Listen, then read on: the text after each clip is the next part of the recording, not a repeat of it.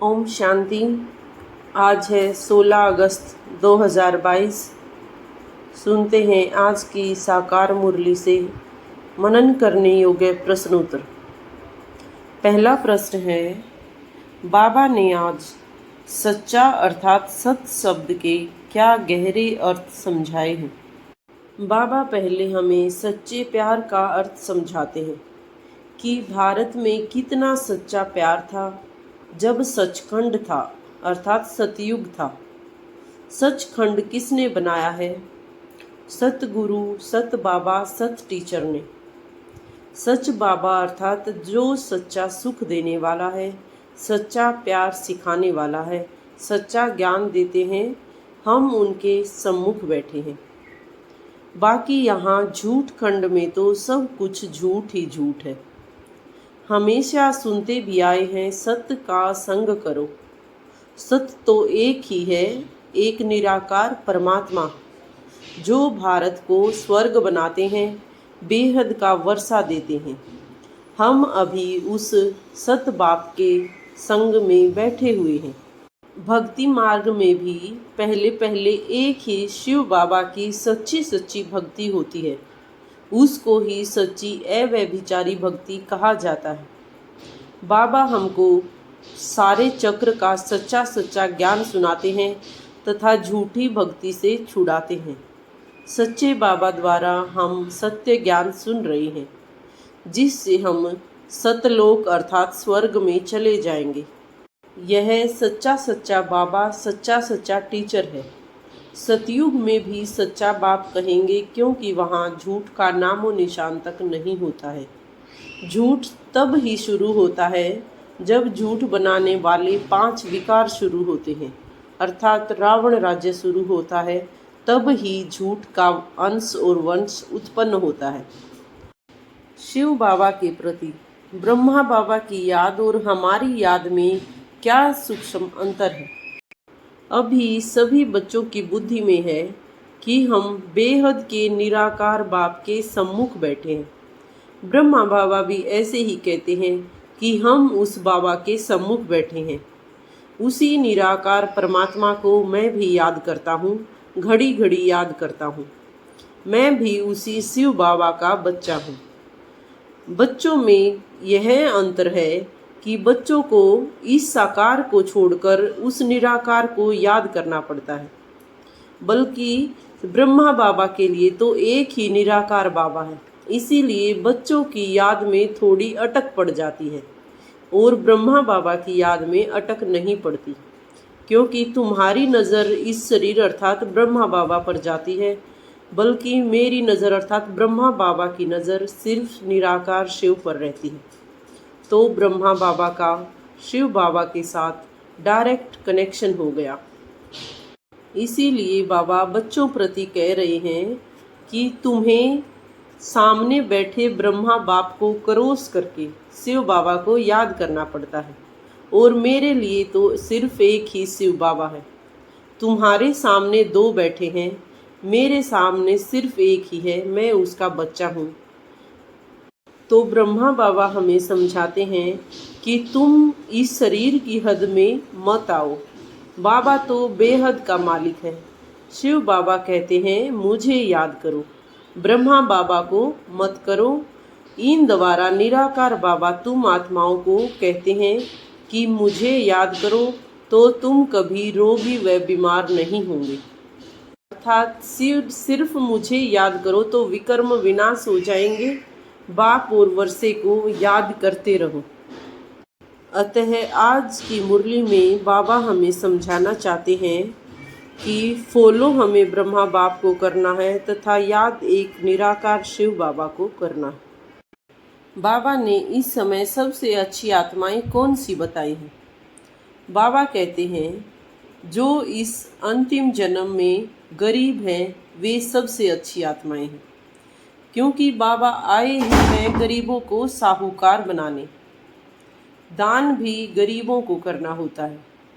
सब साधारण है ना। बाकी जो लखपति हैं जिनके पास करोड़ों रुपया है, उन्हें कितना भी समझाओ, उन्हें अपने धन का इतना गुरूर रहता है कि वे कुछ भी ज्ञान समझ नहीं पाते। तो बाबा कहते हैं, ऐसे धनवान को क्या धन देना, बाबा तो है ही गरीब निवाज। ऐसी कन्याएं माताएं ही ज्ञान देती हैं।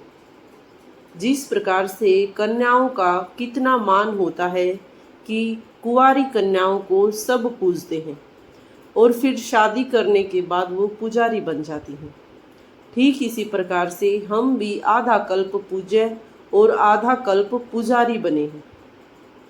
और कन्याएं तो इस जन्म में ही पुजारी बन जाती हैं। कितना पावन है। और शादी करने से ही वो पतित बन जाती हैं और अपने पति को परमेश्वर समझकर माथा टेकती रहती हैं, उनके आगे जाकर दासी बनती हैं। तो बाबा आकर हमें उस दासीपने से छुड़ाते हैं। बाबा आकर हमें बेहद की मिल्कियत का वारिस बनाते हैं, विश्व का मालिक बनाते हैं। बाबा ने कौन सा फरमान आज हम बच्चों के लिए दिया है तथा उसका क्या प्रारंभ है। आज की मुरली के अनुसार बाबा का फरमान है, बच्चे मम एकम याद करो तो मैं सत्य कहता हूँ कि तुम नारी से लक्ष्मी बन जाएंगी। इसमें कोई व्रत नेम करना या भूखा नहीं रहना है। जैसे किसी भी हद की इच्छा के लिए लौकिक में या भक्ति में कितने व्रत आदि हम रखते आए हैं, आगे भी बहुत व्रत नेम हमने रखे हैं। 7 रोज तक खाना नहीं खाते थे, समझते थे कि व्रत रखने से हम कृष्णपुरी में चले जाएंगे। वास्तव में सच्चा व्रत है पवित्र रहने का। बाबा कहते हैं, सिर्फ पावन बनो और मुझे याद करो तो मैं तुम्हें स्वर्ग का मालिक बना दूंगा। बाकी निर्जल रहना, खाना नहीं खाना, इससे कुछ नहीं होता। तुम सिर्फ पवित्रता की प्रतिज्ञा करो।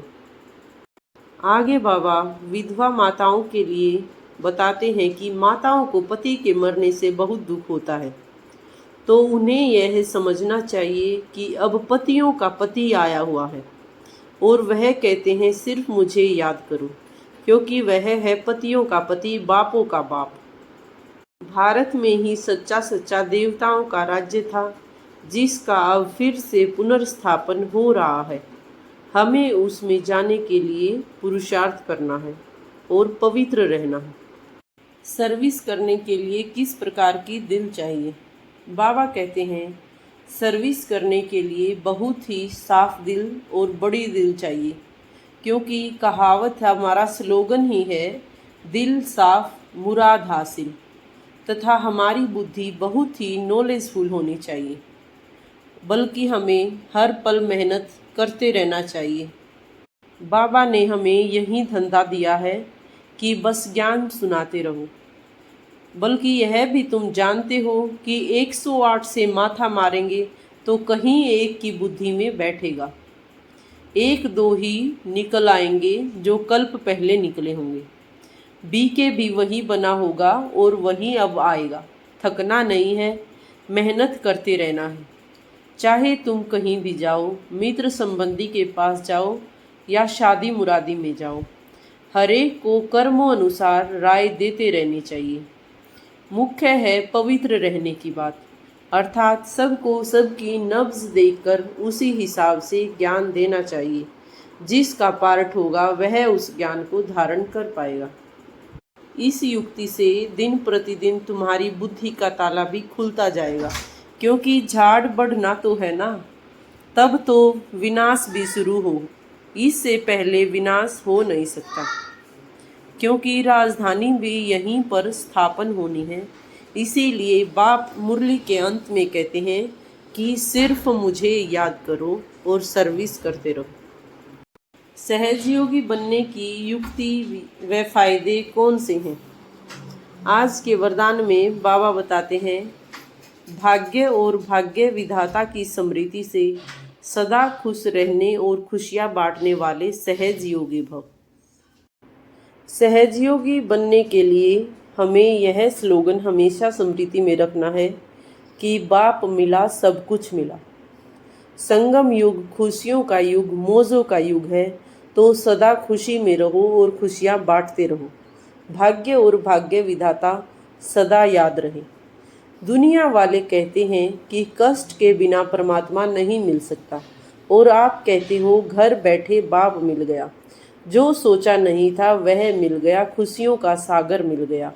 इसी खुशी में रहो तो सहज योगी बन जाएंगे, और खुशियों से जीवन हर पल भरी रहेगी। आज का स्लोगन है, शुद्धि और विधि पूर्वक हर कार्य करने वाले ही सच्चे सच्चे ब्राह्मण हैं। आज की मुरली से स्वमान है, मेरा तो एक शिव बाबा, दूसरा न कोई, और मैं अति भाग्यवान आत्मा हूँ। धन्यवाद। ओम शांति, ओम शांति, ओम शांति।